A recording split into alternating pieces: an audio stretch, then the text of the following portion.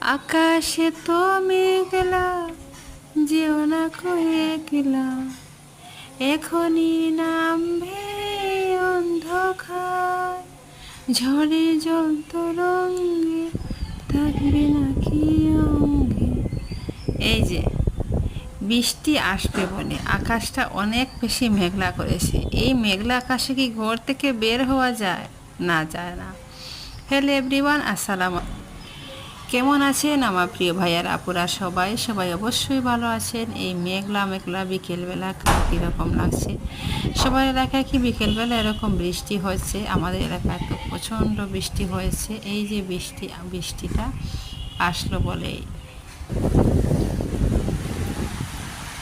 কখনো যদি আপনি কাউকে বিশ্বাস করে ঠকেছেন, তাহলে কখনোই মন ছোটো করবেন না।